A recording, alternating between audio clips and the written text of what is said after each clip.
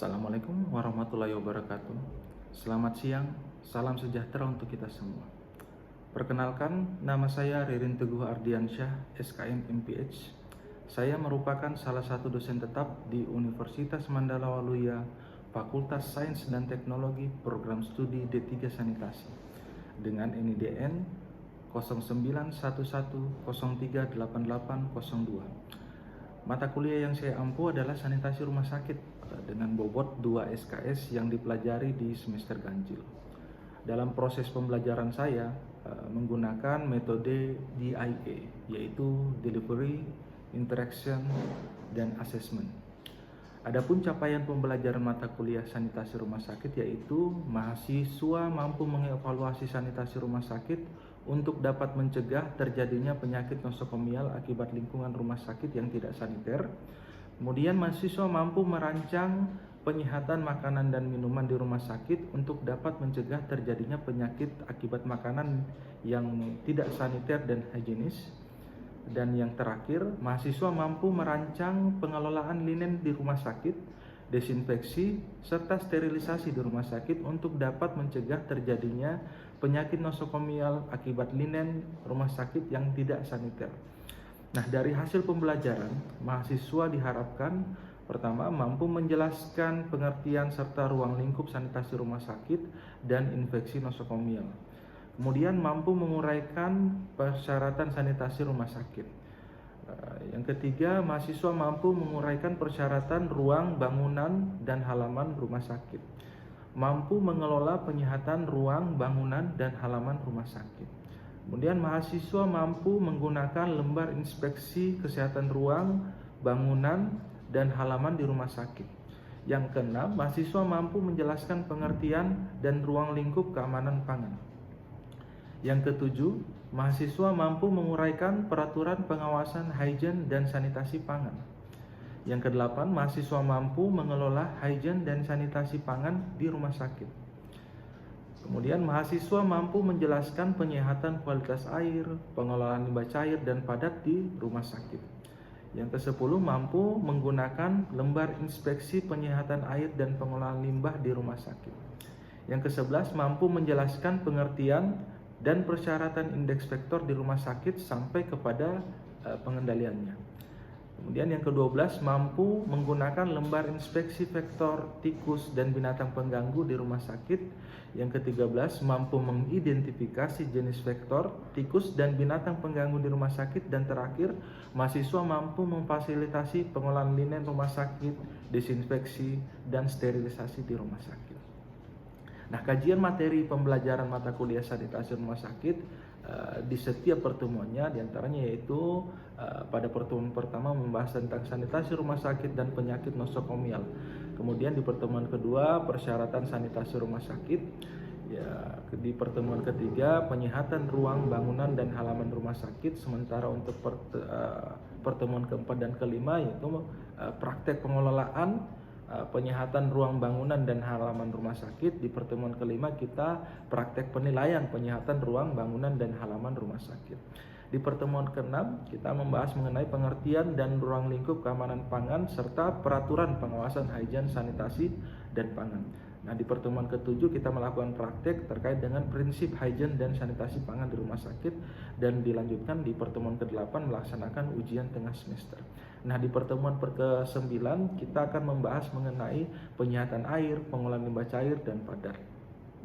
Kemudian dilanjutkan di pertemuan ke-10 yaitu melakukan praktek penyihatan air, pengolahan limbah cair maupun padat di rumah sakit. Kemudian di pertemuan ke-11 ada pengendalian, kita membawakan materi mengenai pengendalian vektor, tikus, dan binatang pengganggu lainnya di rumah sakit. Dilanjutkan dengan praktek pada pertemuan ke-12, 13, dan 14 terkait dengan pengendalian vektor, tikus, dan binatang pengganggu lainnya di rumah sakit. Nah, di pertemuan ke-15 kita membahas teori tentang pengolahan linen, desinfeksi, dan sterilisasi di rumah sakit. Dan terakhir yaitu pelaksanaan ujian akhir semester atau UAS. Nah, sistem pembelajaran yang saya lakukan adalah dengan melakukan perkenalan, kemudian membangun keakraban antara dosen dan mahasiswa. Yang kedua, saya melakukan brainstorming dengan harapan bisa menciptakan lingkungan yang kondusif, bebas, dan terbuka yang mendorong setiap mahasiswa untuk berperan aktif. Selanjutnya, saya membahas kontrak perkuliahan, yang mana ini adalah membuat kesepakatan bersama terkait dengan proses perkuliahan berjalan, termasuk topik pembelajaran dan tugas agar mendapat gambaran pelaksanaan perkuliahan selama 1 semester ke depannya. Nah, dalam diskusi, saya biasanya memotivasi mereka untuk belajar lebih fokus dan lebih giat serta lebih serius. Selanjutnya, saya akan mencoba mengetahui pemahaman masing-masing mahasiswa terkait proses pembelajaran melalui tugas, kuis, maupun hingga presentase. Itulah gambaran dari pembelajaran mata kuliah sanitasi rumah sakit. Adapun rujukan pembelajaran sebagai bentuk strategi delivery proses penyampaian materi ke mahasiswa, yaitu dengan menggunakan beberapa strategi, yaitu berupa textbook, diantaranya buku referensi yang saya susun sendiri bersama beberapa sejawat, yaitu buku berjudul Manajemen Sanitasi Rumah Sakit dan baru saja terbit di Januari 2024, sudah ber-ISBN. Kemudian ada juga bahan ajar resmi dari PPSDMK Kemenkes RI yang terbit di tahun 2012 berjudul Buku Ajar Sanitasi Rumah Sakit. Kemudian media online juga digunakan untuk mencari topik yang menarik untuk dijadikan bahan diskusi terkait materi perkuliahan. Nah, biasanya di awal pertemuan itu dilakukan review pembelajaran yang mana fungsinya untuk mengingat kembali materi-materi pembelajaran sebelumnya dan akan dilanjutkan dengan materi-materi yang akan datang. Nah, strategi kedua adalah case method atau collaborative learning dengan memberikan contoh kasus secara berkolaborasi terkait dengan masalah serta mahasiswa lebih semangat dengan pemberian kuis dan semakin termotivasi dalam mempelajari materi pembelajaran. Kemudian dalam perkuliahan saya juga menggunakan saluran komunikasi setiap minggunya yang kami gunakan. Yang pertama itu menggunakan grup WhatsApp. Nah, hal ini dilakukan untuk berinteraksi langsung dengan mahasiswa dalam hal penjelasan hal-hal terkait dalam proses pembelajaran atau terkait kendala-kendala selama perkuliahan. Pelaksanaan asesmen dalam pembelajaran dalam proses ini, bagaimana cara saya melakukan evaluasi penilaian terhadap mahasiswa. Di awal pertemuan itu saya menjelaskan bobot penilaian dari mata kuliah ini, yaitu ujian akhir semester itu nilainya 20%, kemudian ujian tengah semester itu bobotnya 20%, tugas 30%, kehadiran 10%, serta bobot untuk keaktifan mahasiswa sebanyak 20%. Nah, selanjutnya saya akan menampilkan proses pembelajaran saya di kelas dengan mata kuliah sanitasi rumah sakit secara tatap muka. Selamat menyaksikan, terima kasih.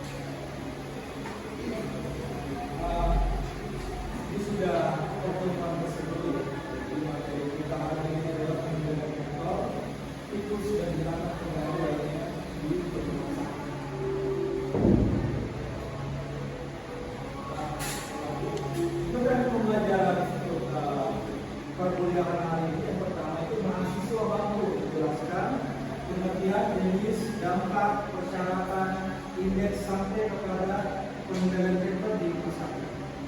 Kemudian mahasiswa mampu menjelaskan jenis, dampak, persyaratan, indeks sampai kepada pengendalian tikus dan binatang terganggu di rumah sakit. Maka kita ada dua, jadi ada pengendalian dan ada pengendalian tikus dan binatang terganggu. Nah, sebelum kita mulai perkuliahan, mungkin salah satu dari kalian kalau ada yang bisa menjelaskan maksud dari gambar ini atau gimana? Silakan. Sebutkan namanya. Yang saya dari Avansia,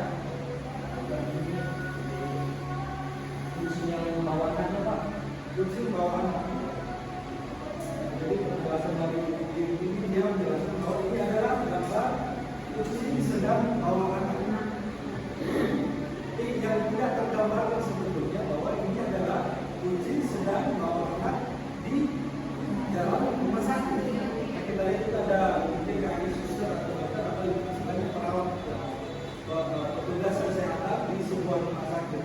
Nah, kalau dikaitkan dengan perkuliahan sebelumnya, kira-kira maksud dari gambar ini apa, kejadian apa yang bisa terjadi berdasarkan gambar yang ada? Ada satu orang yang bisa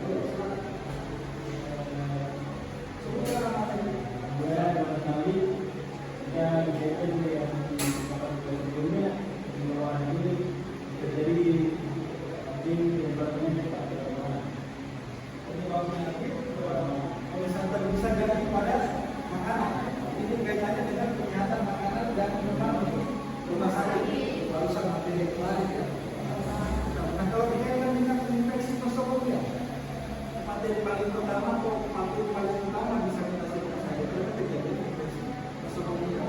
Nah, bisa dijelaskan kalau kaitannya dengan infeksi nosocomial itu digunakan satu orang dari siapa?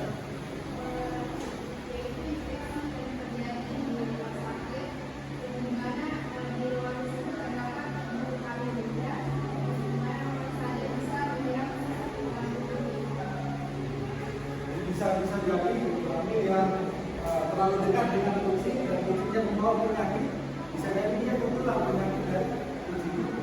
Entah itu penyakitnya bisa jadi kalau misalnya kaitannya dengan itu langsung berarti adalah observasi. Itu bisa mengakibatkan apalagi yang muda itu bisa mengakibatkan bulu-bulu. Ada ini dia sudah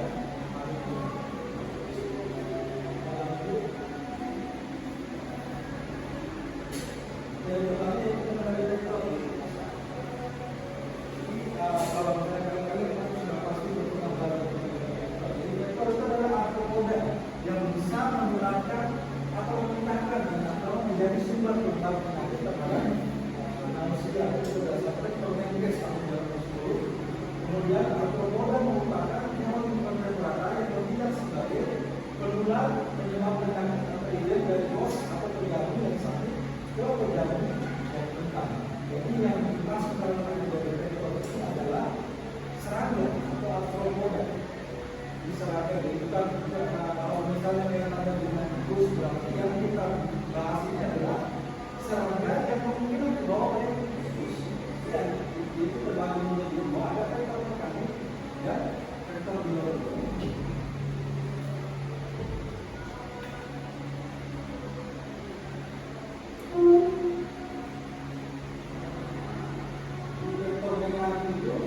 Bisa jadi tikus membawa atau mungkin lalat ya.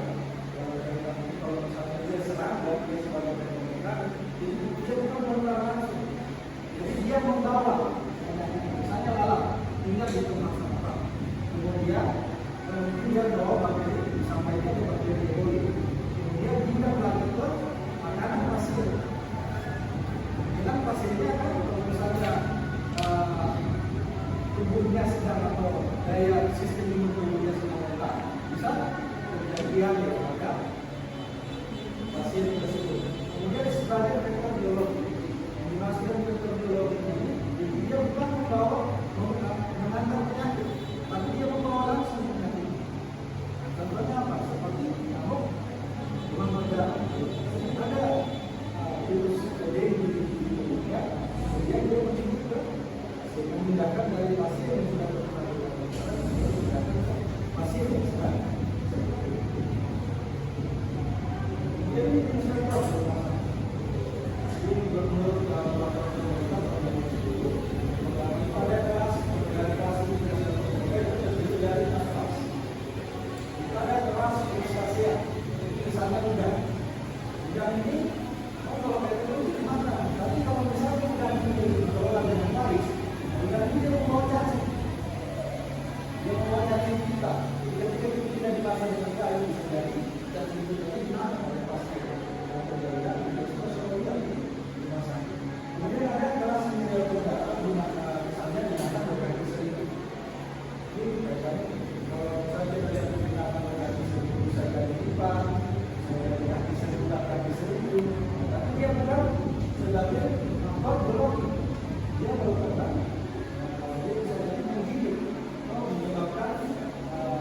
batal pada pasien ketika dia tetap berada membentuk kelas media. Kemudian ada kelas media berguna. Nah ini misalnya cuma kemudian dia bisa menyebabkan skabis. Namanya undang satu tes skabis. Satu tes skabis jadi ketika pasien di pengelolaan ini atau spray rumah sakit itu tidak dikelola dengan baik, kemungkinan dia bisa menggunakan skabis ke pasien berikutnya.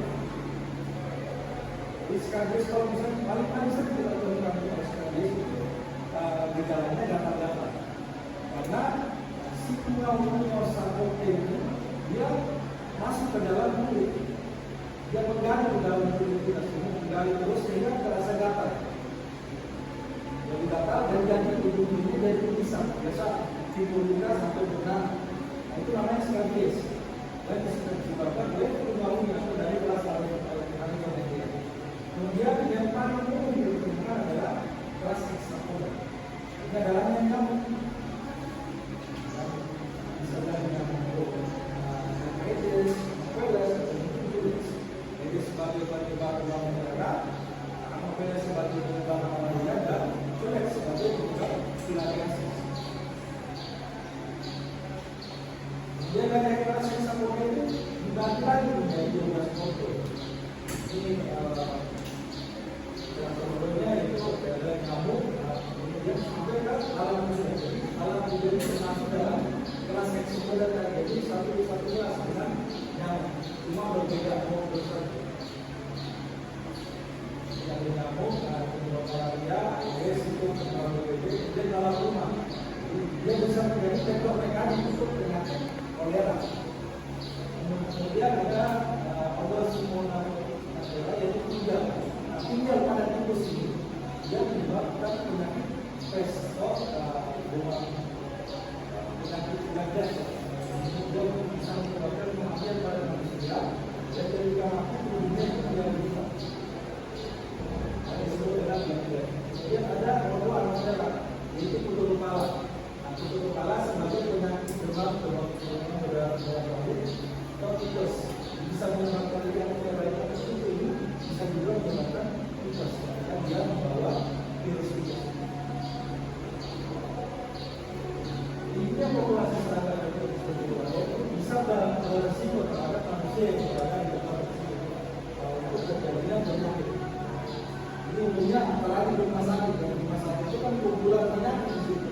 Karena kalau ada virus itu, penyebab penyakit bisa jadi bisa memindahkan ke pasien, entah itu pasien pengunjung atau pasien lainnya atau bertugas di rumah sakit tersebut. Di Indonesia penyakit yang diriwayatkan pada merupakan penyakit endemik di daerah kita.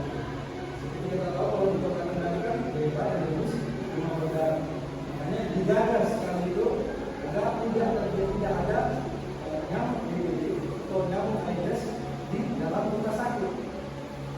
Itu khusus untuk menanyakan. Kalau mungkin di kabupaten lain, misalnya kabupaten itu, yang mengapa kita ada sekali itu, ini adalah namun karena kebutuhan itu wilayah ini sudah klasik. Itu pun kita tidak masuk adalah ketika ada yang tidak sudah merasa itu bisa kita perpindahan dari pasien ke dia menunjukkan sebelumnya. Nah, di samping itu ada penyakit kalau bencana seperti disensi, kolera, tipes ini bisa dibawa oleh alat tubuh. Lalat, kecoak itu bisa membawa penyakit ini. Ya lanjut, persyaratan dan persyaratan biasanya untuk DBD itu kita lakukan survei genetik.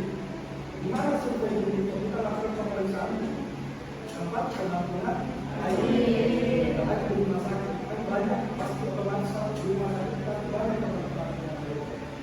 Kenapa? Karena yang wilayah itu banyak. Jadi rumah sakit itu ada sekitar 50-an kalau diperiksa, harus dilakukan survei. Kemudian survei alat. Survei alat itu bukan cuma di sana, tapi juga rumah sakit juga. Untuk persyaratan itu juga ini sebenarnya dia masuk ke materi selanjutnya. Tapi kenapa dia masuk ke sektor? Karena posisi dia membawa apa tadi?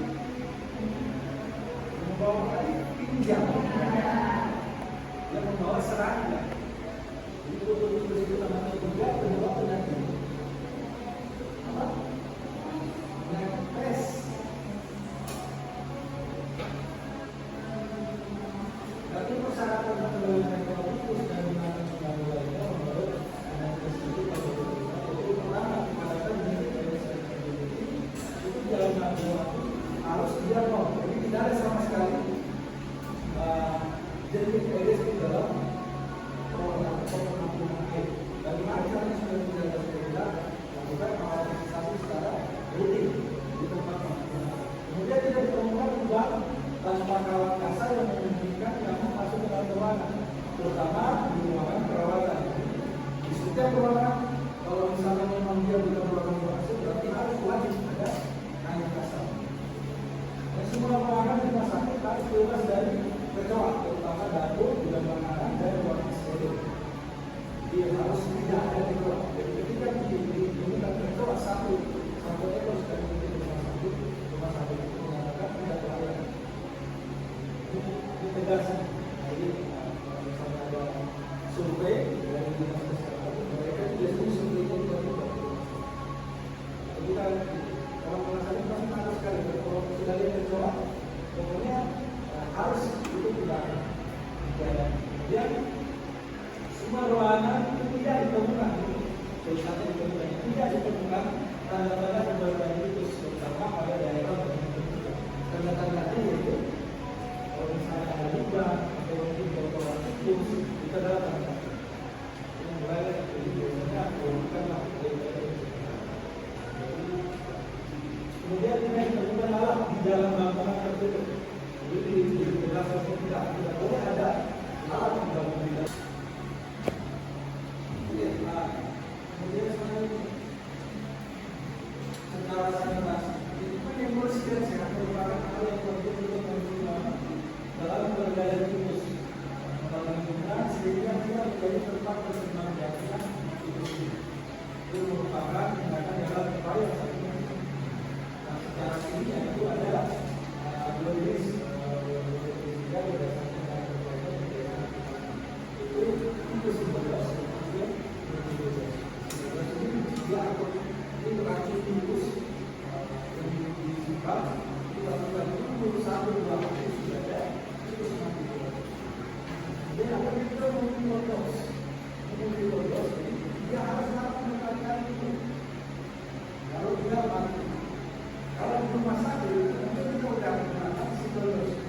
Karena persyaratan sebuah rumah sakit itu dan saya tidak ada sama sekali tikus. Kita mereka masih menggunakan juga psikolog. Sementara mobil terus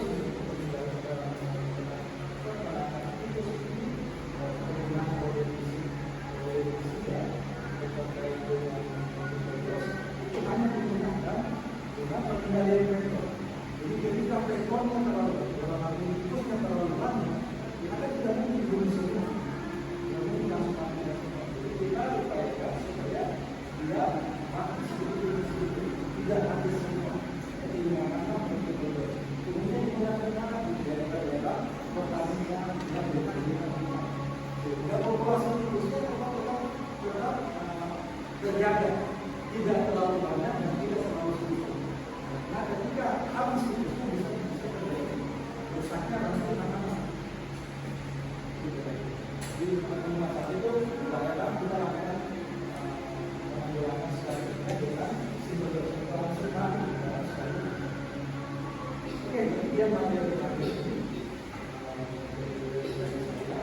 Jadi sampai di sini aku mau ditanyakan terkait materi ada yang tidak dimengerti. Silakan sebutkan nama. Perkenalkan, nama saya Siswa Mawati. Penjelasan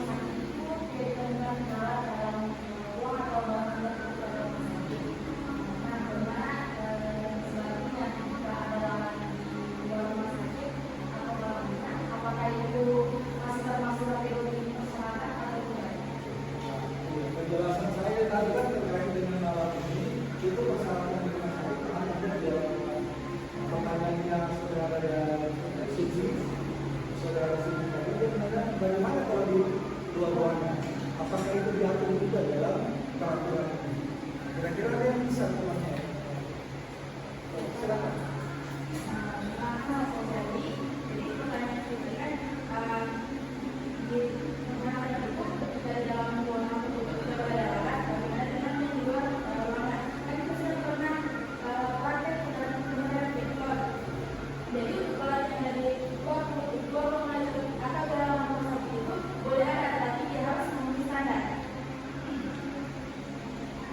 Jadi kita harus ketika untuk mengetahui program pemeriksaan kita harus mengetahui mengenai iman kepadatannya. Jadi untuk mengetahui kepadatannya itu kita bisa menggunakan kriteria.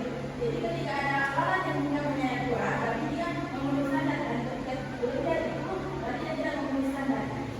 Cukup jelas ya tadi penjelasannya. Jadi kalau kalian kan sudah pernah menjalani praktik pengendalian dokter, ketika biasanya praktiknya itu di pasar atau di persyaratannya kalau masyarakat itu lebih dari 10 berarti dia pada sementara untuk rumah sakit ini dia tidak boleh dari rumah. Kira-kira seperti itu. Oke, mungkin masih ada yang mau ditanyakan atau sudah cukup jelas? Jelas ya. Karena sudah jelas ini saya coba bikin kuis sederhana. Jadi di sini saya sudah siapkan langsung. Kan tadi kita sudah atur garis ini. Jadi untuk garis ini dapat soal nomor 1, garis ini dapat soal nomor 2, garis ini dapat soal nomor 3, 4, 5, dan 6. Di belakang ini sama semua. Tapi aturan kedua masing-masing orang ini harus menjawab 2 soal. Kita ini sudah dapat soal 1, 2, 3, masing-masing sama soal. Kita coba lagi masih menarik. Untuk yang sudah dapat soal, ini soal lagi yang keluar dari soal yang jalannya. Ini salah satu silakan. Saya beri waktu kira-kira berapa menit? Dikerjakan. 5 menit cukup. Jangan terlalu lama. 5 menit. Silakan mulai soalnya. Sudah. Silakan. Sudah selesai.